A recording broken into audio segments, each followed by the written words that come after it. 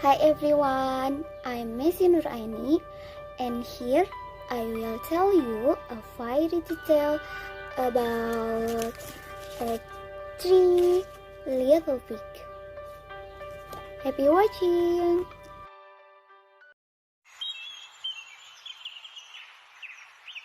Once upon a time, there was a three little pig. They left mommy and daddy to see the world. All summer long, they roamed through the woods and over the plains, playing games and having fun. None were heavier than the three little pigs, and they easily made friends with everyone. Wherever they went, they were given a warm welcome. But as summer drew to a close, they realized that the folk were drifting back to their usual job and preparing for winter. Autumn came, and it began to rain. The three little pigs started to feel they needed a real home. Sadly, they knew that the fun was over now, and they must set to work like the other, or they be left in the cold and rain, with no roof over their heads. They talk about what to do, but each decides for himself. The laziest little pig said he built a straw hut. "It will only take a day," he said. The others disagreed. "It's too fragile," they said disapprovingly. But he refused to listen. Not quite so lazy, the second little pig went in search of finds of seasoned woods. Clang, clang, clang. It took him 2 days to nail them together. But the three little pigs did not like the wooden house. "That's not the way to build a house," he said. "It takes time, patience, and hard work to build a house that is strong enough to stand up to wind, rain, and snow, and most of all, protect us from the world." The days went by. The wisest little pig's house took shape, brick by brick. From time to time, his brother visited him, sighing with a chuckle. "Why are you working so hard? Why don't you come and play?" But the third plump prior pig just said no. "I shall finish my house first. It must be solid and sturdy, and then I will come and play," he said. "I shall not be foolish like you, for he who lasts long lasts." It was the wisest little pig that found the trick of the big wolf in a neighborhood. The little pigs raced home in alarm.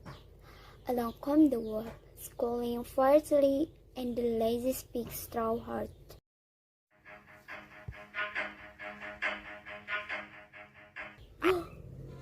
Come out! The order of the wolf, his mouth watering. I want to speak to you. I'd rather stay where I am, replied the little pig in a tiny voice. I will make you come out, growled the wolf angrily, and evolving out the sisters. They took a very deep breath. Then he blew with all his might right onto the house, and the straw the silly pig had heaven against some the forest fell down in the great blaze. Excited by his own cleverness, the wolf did not notice that the little pig had slithered out from underneath the heap of straw and was dashing toward his brother's wooden house. When he realized the little pig was escaping, the wolf grew wild with rage. Come back! He roared, trying to catch the pig as he ran into the wooden house. The other little pig greeted his brother, shaking like a leaf. I hope this house won't fall down. Let me lean against the door so he can break in. Outside, the wolf could hear the little pig's word. Starving as he was at the idea of a two-course meal, he rained down on the door. Open up! Open up! I only want to speak to you. Inside, the two brothers wept in the fire and did their best to hold the door fast against the blows.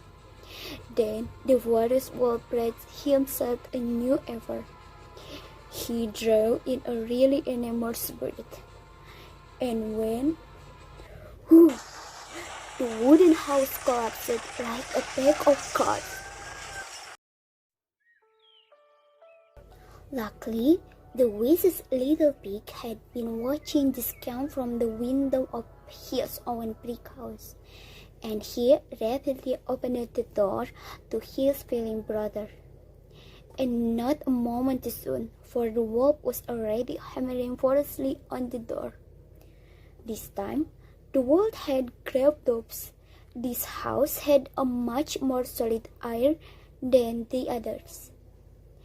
He blew once, he blew again, and then for a third time, but all was in vain, for the house did not budge in an inch. The three little pigs watched him, and their fear began to fade.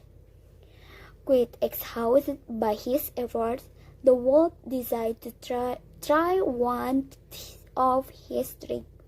He scrambled up near the ladder onto the roof to have a look at a chimney. However, the wisest little pig had seen to Polly, and he quickly sighed. Quick, light the fire! With his long legs thrust down the chimney, the wolf was not sure if he should slide down to black out. It wouldn't be easy to get in, but the sound of the little pig's voice below only made him feel like hunger. I'm dying of hunger. I'm going to try and get down. And he let himself drop. But landing was rather hot, too hot. The wolf landed in the fire, stunned by his fall. The flames licked a hairy coat, and his tail became a burning touch. Never again! Never again will I go down to a chimney! He squealed as he tried to put on the flames in his tail. Then he ran away as fast as he could. The three little pigs dancing around and began to sing. Tra-la-la, tra-la-la, Wolf will never come back.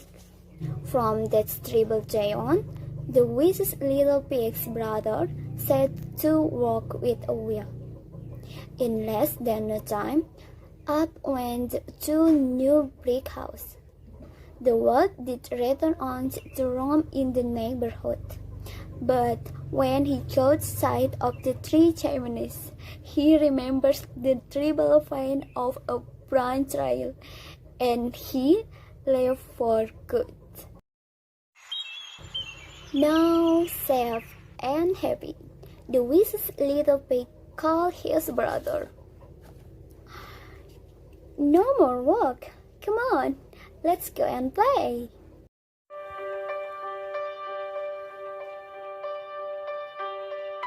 Okay, that's the story of Three Little Pigs. And the moral message of the story is never to underestimate other people. It will be that one day that person will help us. And any serious problems can be resolved if done with cooperation. That's the story of the three pigs. I know this is far from perfect. For that, I'm sorry if there are a lot of mistakes. Thank you for watching. Bye.